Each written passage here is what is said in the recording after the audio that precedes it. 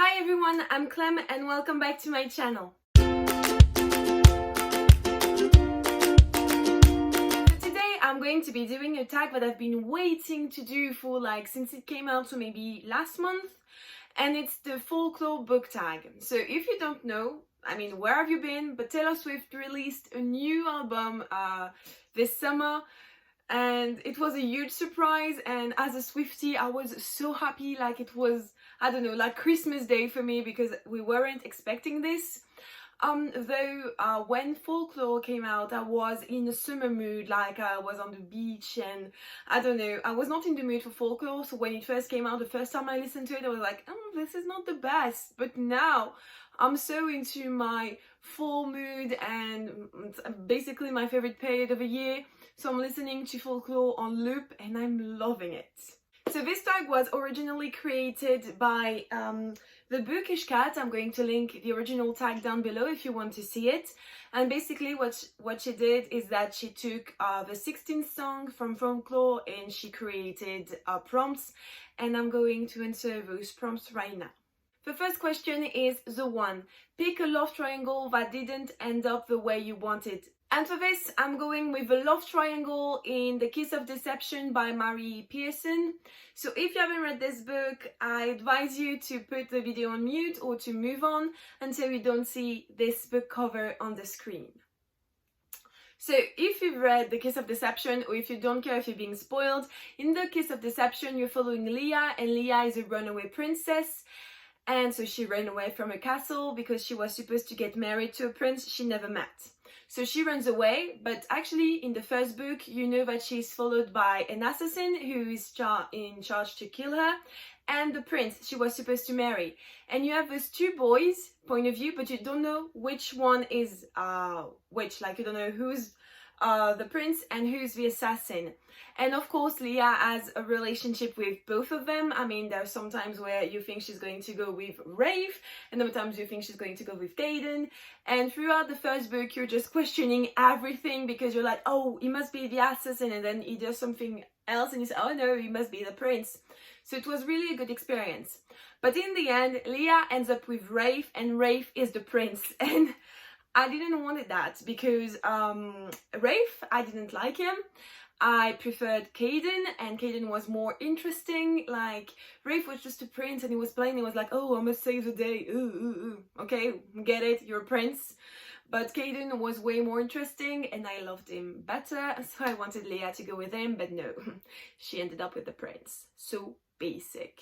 Next we have Cardigan, pick your favorite young adult couple. And here I'm going with Emma Costes and Julian Blackthorne from the trilogy The Dark Artifices by Cassandra Clare. So if you haven't read this, you haven't had the pleasure to meet Julian Blackthorne, which is like a boyfriend goal, because it's just too nice, too cute, too perfect. And you haven't had also the pleasure to meet Emma Costes, this very badass shadow hunter who's absolutely amazing and that I love. And the thing is that Julian and Emma are parabatai and they can't be together, but they love each other.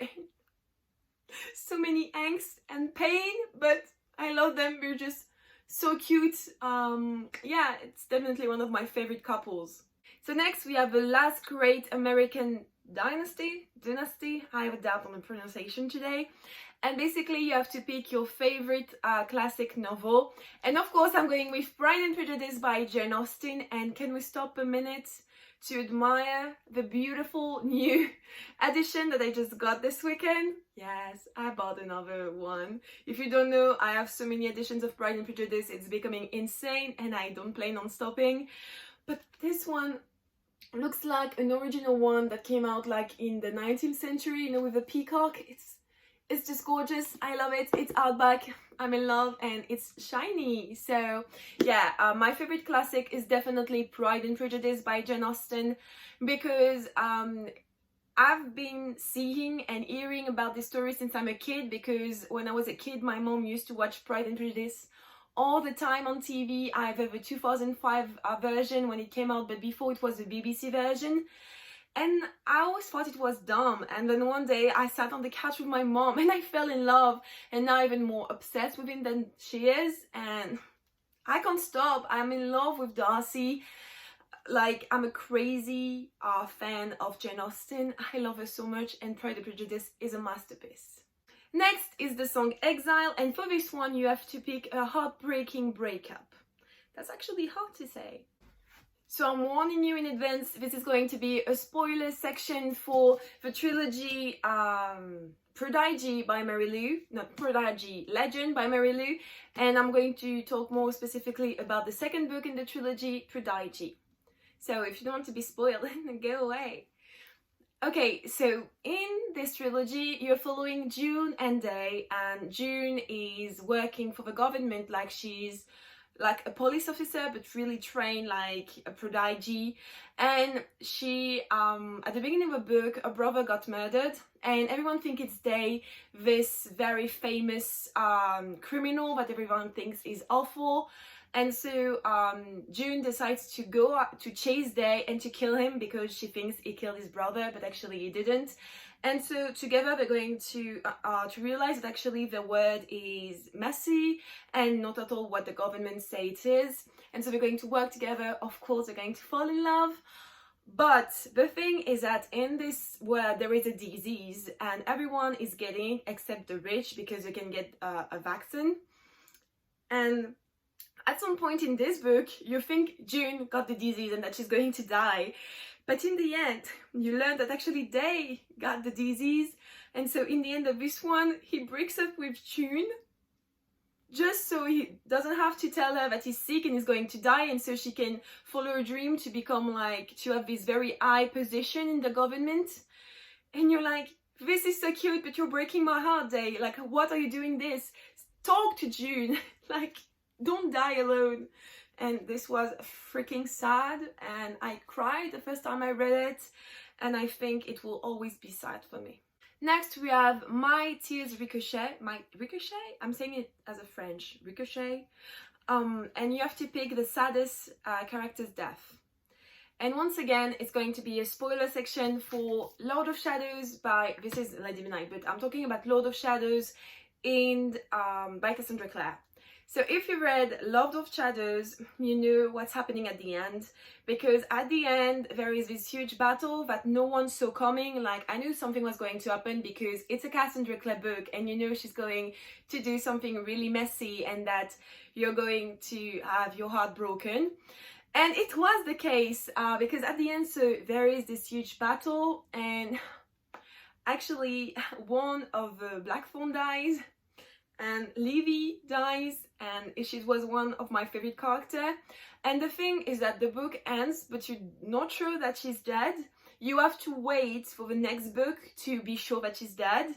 And the thing is that, like, we had to wait a year to be sure that Livy was dead. Like, are you kidding me? Like, how can you do that to me? I was so sad because she was an amazing character, and she brought so much to the story, I thought, and also she had this very peculiar and special relationship with her twin brother Ty. Not Ty, what's his name? I forgot the name of his twin brother, of her twin brother, but they were perfect together, and that he's all alone and he's sad. So I'm sad too. Next is Mirrorable. Pick a character you relate to. And so while I was thinking about this book tag, I couldn't find anyone I relate to lately, like, because I like characters, but I'm not sure if I relate to them, because, like, I don't know. So I picked one or two actually that I kind of recognize myself in some of their aspects of their personality, but they're not me, definitely not me. And they're both in Little Women by Louisa May Alcott, and they are Jo March, of course, and Amy March. You see, I think if Jo March and Amy March had a baby, it's really weird because they're sister and I don't want them to have a baby, but maybe this baby would look like me, because my book fail, because I am a bit like Jo. Like, I mean, yes, I'm a perfect mix between Amy and Jo, because sometimes I'm like Jo and I want like what Jo wants, like to be alone, to just do work, to be creative and not to bother with anything. And sometimes I'm like Amy, I'm super romantic, I want to go on travels like that and to have a perfect life. So you see, I'm the mix of the two. Next, we have 7 and we have to pick our favorite middle grade book. And for this, I'm going with Coraline by Neil Gaiman. So Coraline is definitely one of my favorite middle grade ever. I first watched the movie when it came out a while ago. Now I have it on DVD. I watch it every year, even several times a year, because it's a classic. I even adapted this freaking story into a play for my kids, like, because I'm teaching theater to kids and that was our first play together. I've never been prouder of my kid, but also of the story I created. It was perfect, amazing, beautiful. I loved it. And I don't know, Coraline is at the same time super creepy. It will always give me like chills because it's super creepy, but I love it. I don't know how, it's just beautiful. Next, we have August. Pick a doom relationship that you can't help but root for. And here, I search, okay? I search through all. And for this, okay, I searched throughout all the books I've read. And I couldn't think about something else than Romeo and Juliet by Shakespeare. Because Romeo and Juliet is one of the first books I got really addicted. Like, it was an addiction when I was younger because I kept on reading it every night. I knew like some moments by heart. I could recite them on the street. I knew them. I have like maybe 3 or 4 version of Romeo and Juliet everywhere. Like, I landed some got lost. But about so many of them, I was obsessed with Romeo and Juliet. And the thing is that every time I read or I watch the movie, I can't help but tell myself, okay, Juliet is going to wake up. It's going to be fine. Like, or Romeo is going to wake up before Juliet kills herself. And you're like, so yeah, I can't help myself but rooting for them from the beginning and telling myself, this time it's going to change. Things are going to be happy. And you know what? Every time I get my heart broken because it's the story. It's never going to change. So yeah, I'm a dumb bitch. Next, it is This Is Me Trying. Pick a popular book you didn't like but really tried hard to. And for this, I have to go with Sarah J. Maas and especially the Throne of Glass series because I really wanted to love it, okay? I bought the whole series before reading it because I really wanted to like it and I thought I was going to like it because I had first read the first one with my best friend and I thought it was amazing, but then what happened to this series? I don't know. It was so long, so complicated for nothing. So it was really a disappointment. And I tried, okay? I really tried. I read the first 3 books, but the third one was, no, it was really painful for me to read it. So I stopped. Next is Illicit Affair. Pick your favorite love trope. And I have several, okay? I love the enemy to lover. For me, it's so interesting, even though it's done a lot, but every time it's so enjoyable. I love a good enemy to lover. And also, I love one bed, like they had to share. Because usually, when you have an enemy to lover, they end up either being stuck in the same place, or they have to share one bed, and you're like, I know what's going to happen, and you know too. Don't try to hide it. And I just like, I have a smile actually on my face when I read that. I'm like, yes. Then we have Invisible String. Pick your first OTP. I haven't said the word OTP in so long. So it has to be Perkabeth. So Percy Jackson and Annabeth Chase. I don't know what I'm doing this. Nothing is going to happen on the screen, but yeah. They were my first OTP because Percy Jackson in one of the first series I've read and I was so rooting for them. I was like, kiss, kiss, kiss, and they don't kiss before the last book, and I was like, this is killing me, but I love you. And I mean, they're super cute in the rest of the series and I just love them, like they're just perfect. Next, we have a Mad Woman and pick your favorite female character. And for me, it has to be Emma Carstairs from the Dark Artifices trilogy by Lady Midnight, no, by Cassandra Clare.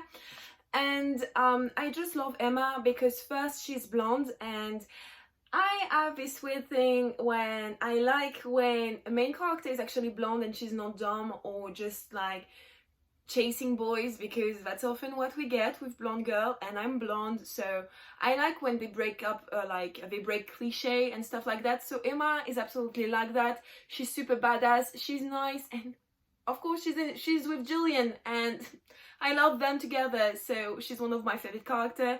I just love her in this trilogy and I can't wait to see her again in the next one. Next is Epiphany. Pick a book or something you read during quarantine. And I'm just going to mention something I already mentioned on my channel, and it's I've read the graphic novel Luradin Keeps Breaking Up With Me. I just want to mention this book again because it's first really cute, really amazing, because you're following Freddie, and she's in this relationship with Luradin, and Luradin keeps breaking up with her, and she's in this really toxic relationship, and throughout the graphic novel she's going to try to get out of this toxic relationship. And I think it's really interesting to have a book that's talking about toxic relationship and how it's important to realize that you're in a toxic relationship and that you have to get out and you can actually escape a toxic relationship. So that's just why I wanted to mention this book, just to remind you that this exists and it's really great. Next is Betty. Pick your favorite kissing scene, and once again I'm going to go with Lady Midnight or Lord of Shadows. I mean Dark Artifices trilogy by Cassandra Clare, because it features my favorite couple and they have some amazing kisses. Like, if you read it, I'm going to mention a few. Like, I can't choose between them. First you have the beach scene in the first one, gorgeous. Then you have the kiss scene when in the second one they're in the manor in Cornwall or somewhere, like they're alone, and then after they burn the thing, they kiss there. And also there's the kiss when they're in front of the institute and they're kissing and they're hoping that no one saw them. My babies, I love this scene. Next is Peace. Pick your favorite YA contemporary, and I'm going with Foolish Hearts by Emma Mills. I'm not going to go into much details because I feel like I mentioned this book every 2 videos and you must be tired of me talking about Foolish Hearts. But it's a beautiful contemporary about friendship between girls, a bit of love, a bit of Shakespeare, just perfect, funny, cute, amazing, quick read, everything, it got it. Like, read it, it's amazing. And finally we have Oaks. Pick your favorite conclusion to a fantasy series. And I realized I haven't read that much art fantasy series, because I'm going to go with Winter, which is the last book in the Lunar Chronicles, and I would say that it's more sci-fi, but actually on Goodreads it's written fantasy also, so I'm going with that. And so yes, Winter was an amazing conclusion, a 800 pages conclusion that gave me everything I wanted. It was perfect. There were love, there were drama, there were murder, there were battle, everything beautiful, amazing. I have nothing to say about this conclusion. It was perfect. So yeah guys, that's it for today. I hope you enjoyed this video. Don't forget to like this video if you did, and also to subscribe to my channel if it's not already done. Also tell me in the comments down below, what is your favorite song from Folklore? I would love to know. Mine is Betty, by the way. I don't know, I just like it. And I will see you next time. Bye guys!